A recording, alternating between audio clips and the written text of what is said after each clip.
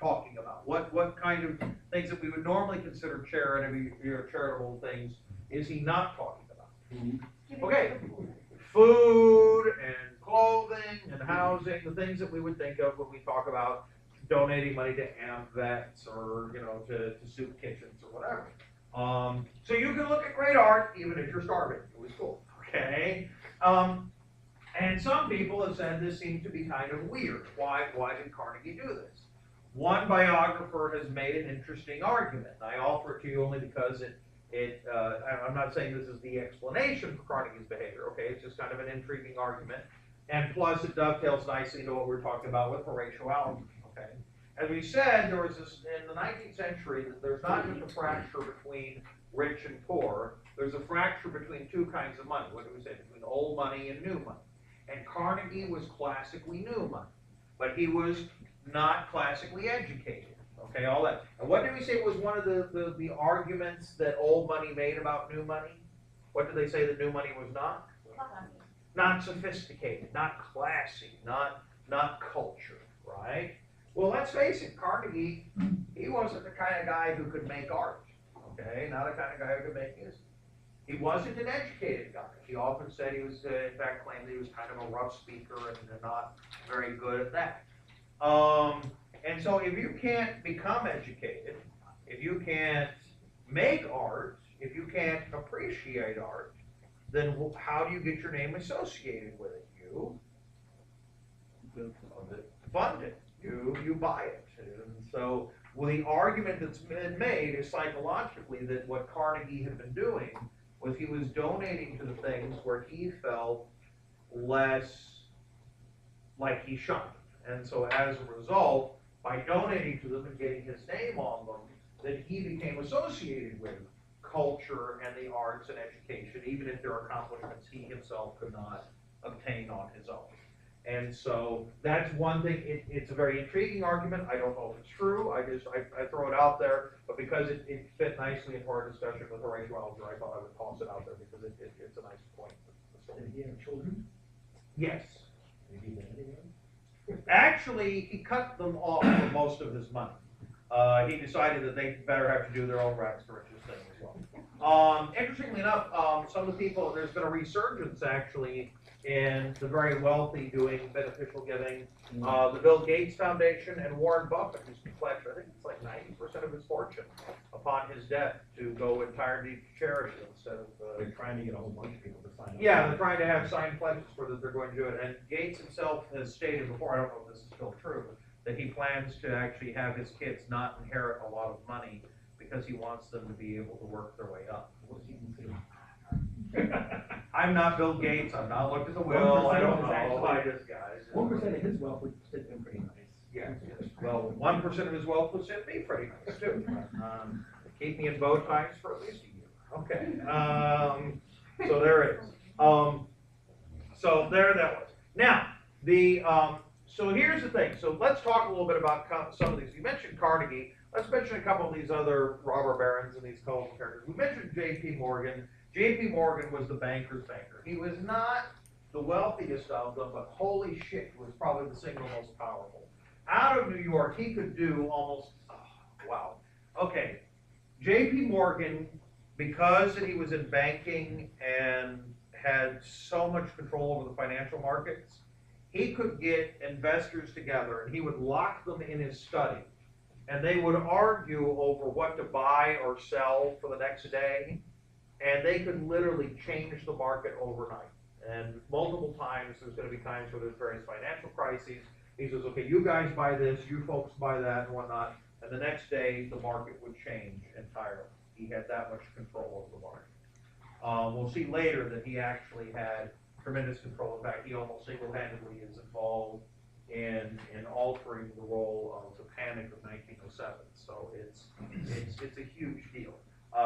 So again, he might not have had the personal assets, though he was very, very powerful.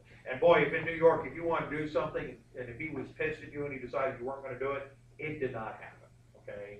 Morgan was extremely powerful. Interestingly, kind of a boring guy. Interestingly, he was like a financial whiz, but people said that outside of it, he was not a very good conversationalist. But inside of the financial world, knew everything, really detail-oriented, but like boring as shit at a cocktail party. Yeah, and just kind of lost all his personality when he wasn't talking about money, which is just weird, but it's kind of an interesting description of it, so.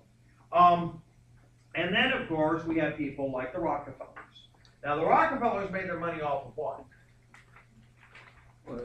Oil, okay? Now, when we think of oil and oil money, we generally think of oil money being based out of oil being used as what? Gasoline, as fuel, right? Okay, but that's not how oil was being used at this time. Because what was the fuel being used to fuel steam engines? Okay, coal, and even before that, wood, okay? Because if you remember, some of the very early trains were wood fueled. You had the wood piles, and they would be tossing the wood into the engines in order to run the steam. Oil was actually originally made its money out of what? What was the good idea? But actually, while they were selling some lamp oil, that wasn't their main focus. Still think industrialization in oil. Huh? What about the machines? Lubricant. It was as a lubricant, and they first made their money as a lubrication oil for all of the machines. Can you? This is why the Rockefellers become so fabulously wealthy. Can you imagine that you've already got the business where your oil is being used for lubrication, and then it becomes one of the primary fuel sources to run all the machines as well? You can see why the Rockefellers become so wealthy. So that's kind of one of those interesting, cool stories as to how as technology developed, that new use became very powerful for them. The right place at the right time. Absolutely, and then extra right, Now here's the kicker to all this, okay?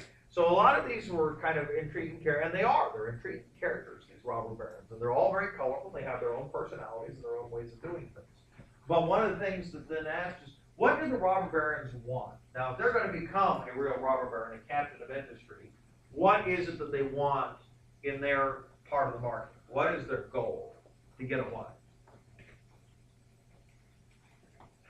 Like if you're Standard Oil, what did you want? You wanted to have all the, you wanted a monopoly, okay? So what is a monopoly? A monopoly is, of course, when you have control over a segment of the marketplace. You don't necessarily have to have all of the marketplace. You just have to be able to exert control over that part of the marketplace, right? In order to be able to be considered. And by the way, are all monopolies illegal monopolies? No. Okay, we're going to use it. We're going to look at that definition at the end of class. But just remind ourselves that just because somebody has a monopoly doesn't make them an illegal monopoly necessarily. And that's also a worthy question. Sometimes we assume all monopolies are legal, and they're not. Okay, so let's consider that as something to consider on. But most of these guys were actually wanting legal monopolies. So if they're wanting monopolies, does that make them classic capitalists in the Adam Smith sense of the term? Why not? I mean, don't we always say, we talk about capitalism, we talk about these great industrial capitalists, we list them as being, Didn't Adam Smith speak out against monopolies? yeah, in fact, what did he say? That it was all about competition, okay? And what's the one thing these guys didn't want was competition, okay? So technically, a true capitalist would not be afraid of competition. In fact, would encourage it because that's supposedly the force that's going to allow things there. And even while many of these guys are preaching about, it's a dog-eat-dog world, I'm sorry, it's getting a little bright. I'm gonna, if I can figure out how to do this. I can still make it, press a button and the shades come down.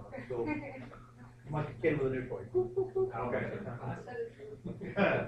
So in many ways, even though these guys are often held up as the scions of industrialism, the truth is they're not.